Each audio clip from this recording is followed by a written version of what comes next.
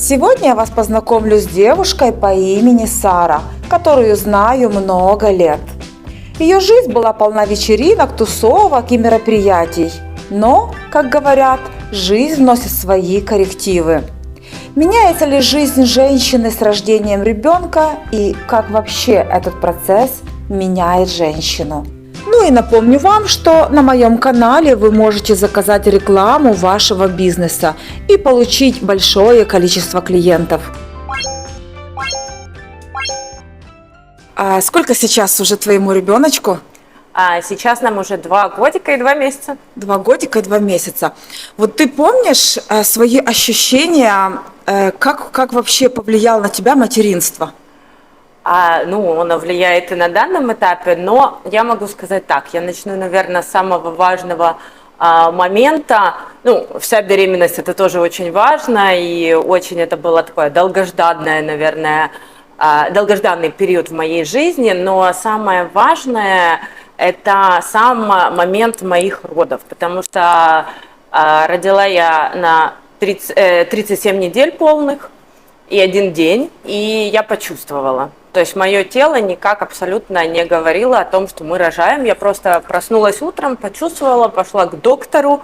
Это был понедельник, доктор был безумно удивлен, что я пришла в понедельник, потому что изначально мы договаривались, что по понедельникам я не хожу из-за того, что много людей. И я говорю, я хочу на кресло. Когда я села на кресло, мы поняли, что у меня открытие 4 сантиметра, и я рожаю. И в этот момент, наверное, как в мега каком-то прекрасном фильме, я просто ощущала, что я попала в рай, и просто все вокруг белым-белов, и просто цветные бабочки. И вот с этим состоянием полностью я рожала ребенка. Да ты что? И, наверное, к этому состоянию вот я возвращаюсь каждый раз, наверное, в каждом дне, находясь вот с Каримом вообще вместе. Ну ты счастлива? Я очень счастлива. Вот что дает ребенок, в частности мальчик, женщине? Во-первых, если вы думаете, что вас любят мужчины, то до тех пор, пока у вас нет сына, вы не знаете, что такое мужская любовь. Это я точно могу сказать. Потому что насколько, мои мужчины в моей жизни меня превозносили, но то, как превозносит Карим, и то, как он на меня смотрит, и когда ты ловишь этот взгляд, и ты понимаешь, что ты просто весь космос, вообще вся вселенная, это, наверное, самое дорогое вообще, что может быть для женщины.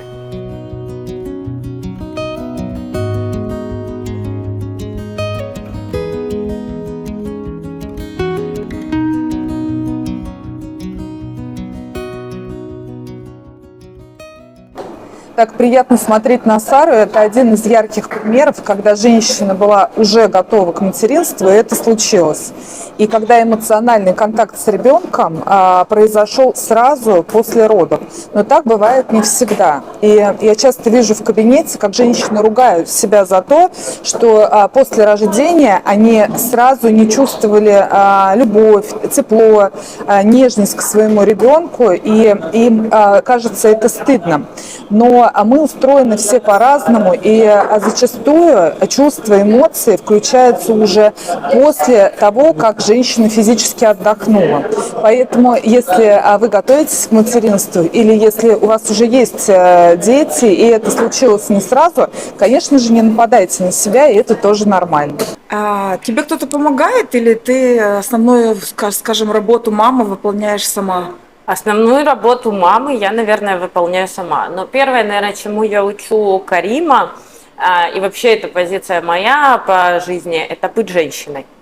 То есть я всегда говорю, Карим, в первую очередь я женщина, ты мужчина. А дальше уже идут роли мама, девушка и так далее. И как бы, наверное, это смешно не звучало, и я тебе, кстати, это вышлю, у Карима появилась даже такая прикольная штука. Он теперь каждый день возвращается с детского сада, открывает мою сумку и просто выдает мне деньги. И таким образом, мне кажется, что он уже с самого начала растет Заботой о женщине. Мужским, заботой о женщине. Притом он вообще очень такой достаточно нежный парень. И мне очень интересно за ним наблюдать, когда там ему нравятся девочки. Я, кстати, это очень поощряю, когда, ну, я вижу, что там какая-то девочка нравится, я ему там даю печенька, говорю о том, что поделись, и как он это несет, как он этих девочек может в щечку поцеловать.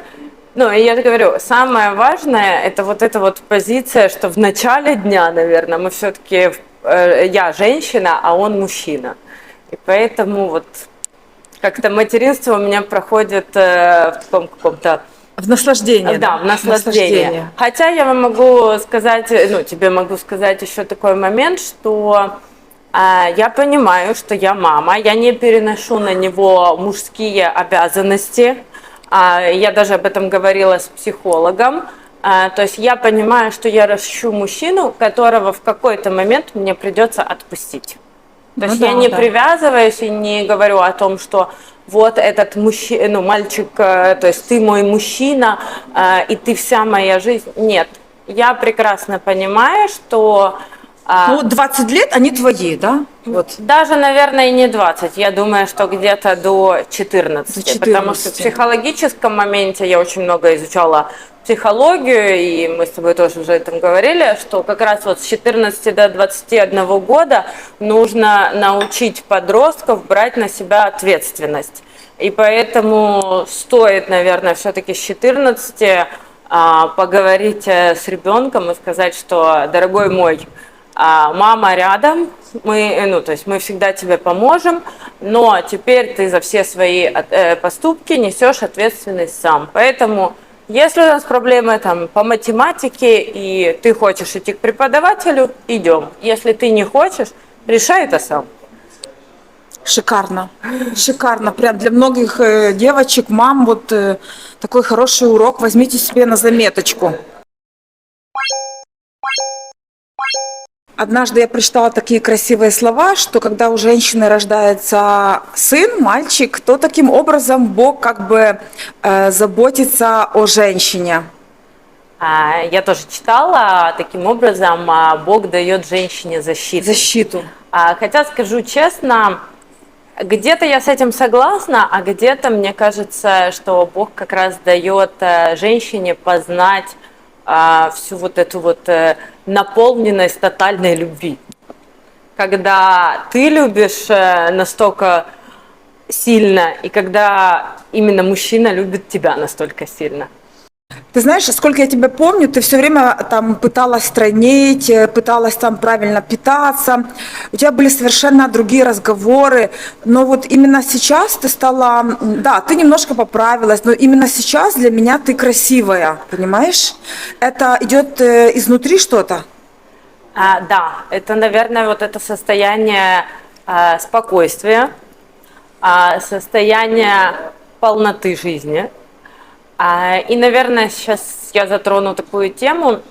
Говорят, что в жизни существует две половинки, да, там и мужчина с женщиной соединяются. И я с этим полностью не согласна.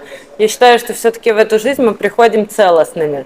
И вот мой путь до рождения Карима, это как раз был поиск внутренней вот этой вот целостности, потому что с навязанными понятиями общества я пыталась найти это в ком-то, а вот после родов, наверное, открылась вся моя женственность, и я осознала, что самое важное – это то, что я уже есть вот эти вот 100% целостности. И только из этой позиции сейчас я готова там, встретив какого-то человека, я не ищу в нем спасения. Я смотрю на него как на 100%. И если эти 100% для меня не подходят, я просто благодарю за эту встречу и иду дальше. Какие у тебя сейчас отношения с подругами, женщинами? Скажу честно, в моей жизни за последнее время появились очень наполненные женщины. То есть в плане чего? Меня окружают... Сказать, что у меня подруги, с которыми я там 24 часа на связи и каждый день провожу, нет. Сейчас большую часть времени, конечно же, занимает ребенок. Но в то же самое время в моей жизни появились женщины, которые реально являются для меня примером. То есть, когда вместе мы, например, ну, не так давно мы вернулись в Египет, до этого мы были в Украине, и когда мы просто просыпались с девочками в 6 утра и ехали окунаться в холодную воду, мы выезжали на природу, мы проводили мастер-классы. Я за это время в декрете начала проводить игры Лила Чакра для женского населения. Мы собирались, я проводила нейрографику. И вот это вот все наполняет. Но, скажу честно, мне хватает где-то 2 встречи в неделю. Ну правильно, потому что лишняя болтовня это очень энергозатратно, а у тебя вся энергия на твоего любимого маленького мужчину. Во-первых, на мужчину, во-вторых, наверное, на себя. И я всегда говорила о том, что давным-давно я начала изучать чакральную систему, и 4-я чакра – это чакра «Дом, семья, дети», и мне всегда казалось, что она у меня безумно страдает. И вот, наверное, Бог меня подвел к тому, что именно сейчас я точно могу сказать, что вся наша сила в семье. Поэтому, чем проводить время там где-то в шумных компаниях, каких-то тусовках, каких-то непонятных местах с непонятными людьми, с которыми по факту я встречаюсь один раз в жизни, то я лучше проведу это время с сыном, с родителями. За это время, за эти 2 года в Украине мы несколько раз путешествовали на Западную, мы прекрасно проводили время как бы в большом кругу семьи. Я объехала всех своих родственников в Украине, чего не делала. Много лет, да? Много-много лет. И в этом есть наша сила. И пока, наверное, мы не принимаем силу нашего рода, ну, как бы, не будет нам счастья. Ну вот я так понимаю, твои родители уже ждали, там, внучечка, правильно же?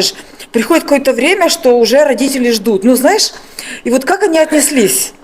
Скажу честно, за пару месяцев до того, как я узнала, что я беременна, приезжала моя знакомая, и она мне сказала о том, что моя мама приезжала к ней в гости, и она очень хочет внуков. Но, скажу честно, когда я позвонила маме и сказала, что я беременна, она была безумно рада, а потом она стопорнулась. Стресс. Да, где-то она не осознавала, что она станет бабушкой, а где-то она понимала, что браки с египтянами, они не вечны. Так, в общем-то, и получилось, и как бы она не понимала, как это все будет происходить.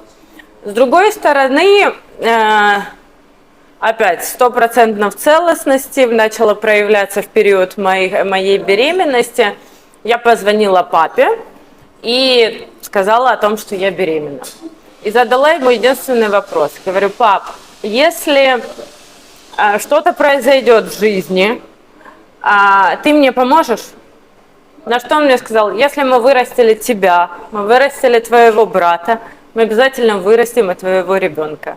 Прекрасно. И это была, честно, очень большая поддержка, потому что я знала, что вне зависимости от того, как сложится ситуация, у меня она есть. И так это и получилось. И сейчас, на данном этапе, мои родители, они делают все, и намного больше, чем это все. У нас такие крепкие отношения, и я им очень благодарна за всю помощь, за всю поддержку, за всю заботу и за всю любовь, наверное. Ну вот скажи, это же на самом деле очень важно принятие, когда родители тебя понимают и принимают. Человек априори может намного больше, когда идет полное принятие родителями. Да, я согласна. И я знаю, что мне вообще безумно повезло вообще с моими родителями, наверное, просто по жизни. Но в то же время хочу обратиться ко всем, кто считает, что ему кто-то что-то не додал из родителей. Я верю в ту теорию, что дети выбирают себе родителей.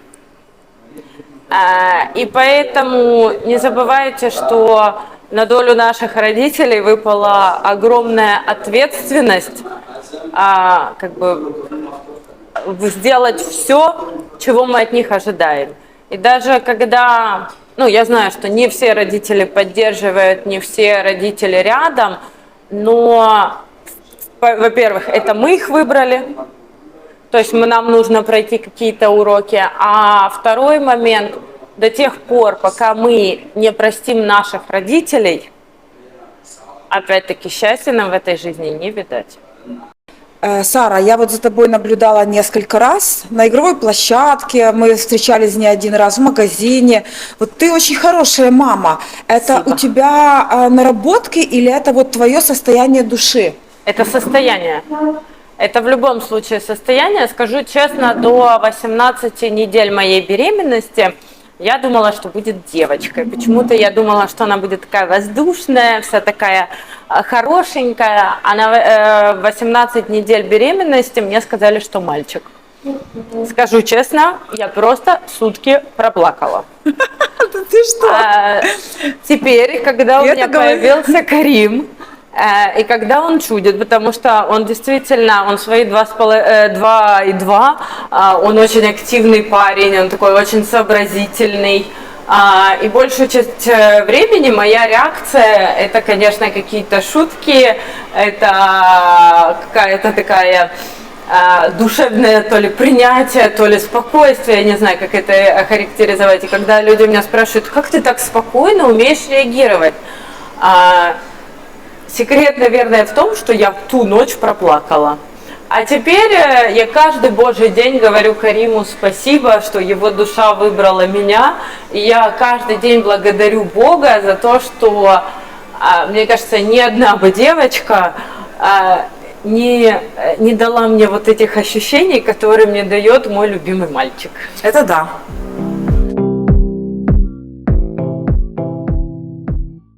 Говорят, что когда женщина воспитывает своего сына, то она вкладывает те качества, которые хотела бы видеть в своем мужчине. Вот как ты чувствуешь? Скажу так, я не верю в понятие идеального мужчины, потому что идеальный мужчина – это придуманное нами понятие. Но у меня есть такой момент, я очень хочу, чтобы мой сын был решительным. И для того, чтобы, как говорят, детей не нужно воспитывать, для детей нужно быть примером. И даже у нас была такая ситуация, Кариму было 2 месяца, и как бы с другого города нам срочно нужно было забрать бабушку. Ну и как большинство бы людей, наверное, попытались бы придумать какой-то способ, чтобы она доехала. А я просто положила Карима на заднее сиденье, села в машину, мы проехали 200 километров в одну сторону и забрали бабушку. И я действительно хочу, чтобы там, когда мне будет, не знаю, 60, я как девочка начинала бы кипишевать, что вот что-то происходит. Я хочу, чтобы мой сын говорил: ма, сядь, пей кофе в кафе, а я сейчас все решу. Шикарно.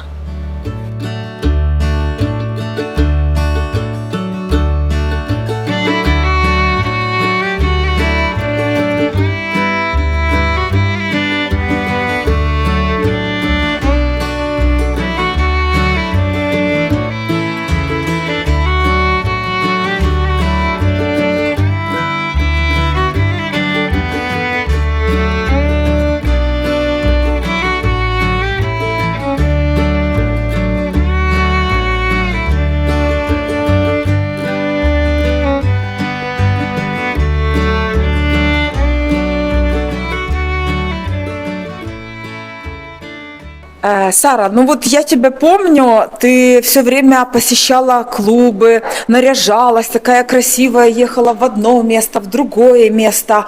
А как вот сейчас проходят твои вечера? Знаешь, это, наверное, самое смешное, потому что в моей жизни всегда были мужчины, которые хотели меня посадить дома. И никогда в жизни ни одного мужчины это не получалось. А потом Боженька послал мне Карима. И теперь с появления Карима за 2 года, 2 месяца я ни разу не была ни на дискотеке. И вообще максимально, когда я могла, даже будучи в Украине, когда ребенок был с бабушкой, с дедушкой, и все нормально, я максимально возвращалась домой в 11 вечера. И это какое-то мое внутреннее состояние. И скажу тебе так, я считаю, что это у меня какая-то такая пауза, когда я просто отдыхаю от всей этой светской жизни. То есть тебя не колбасило, да, что вот резко это все прекратилось? Нет. Мне кажется, что я наоборот сейчас, в то время, когда у всех все это происходит, я беру паузу, и в то время, когда люди уже устанут, и станут, наверное, где-то уже старыми, я в новом теле, с новыми эмоциями, отдохнувшаяся, вернусь покорять эту жизнь. Шикарно, шикарно. Вот, Сара. Кстати, а еще у меня же будет молодой человек в виде Карима. Да, еще какой. Да, я буду одевать очки.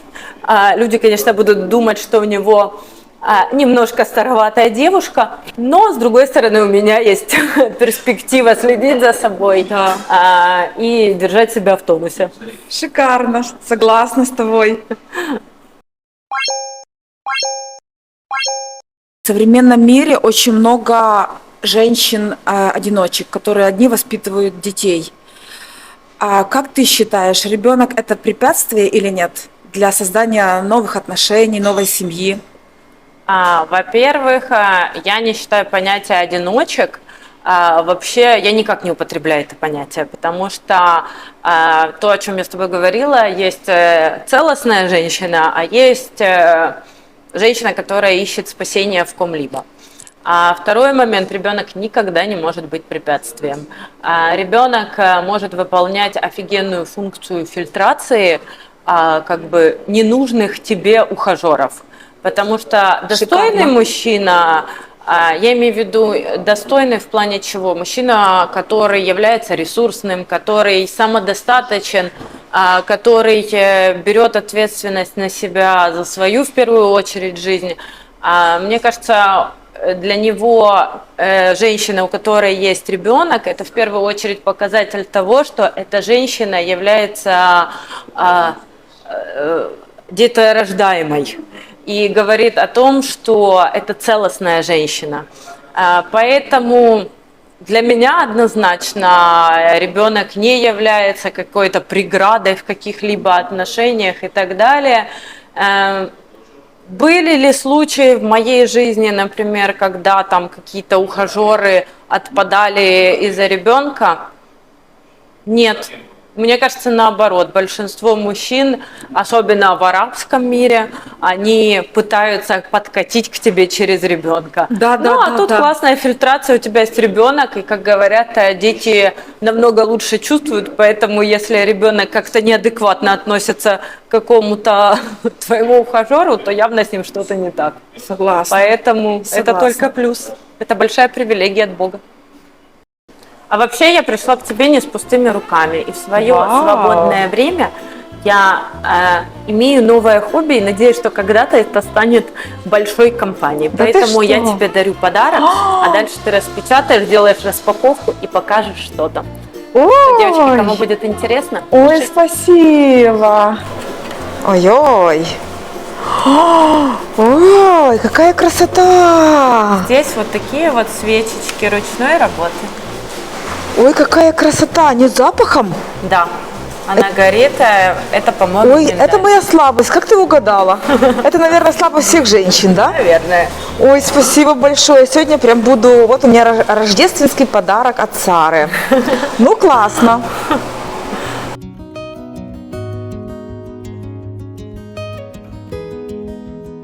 Ну что ж, на сегодня все. Всем, кто хочет ребеночка, я желаю или девочку, или мальчика. Ну а вы подписывайтесь на мой канал и до скорых встреч. Пока-пока.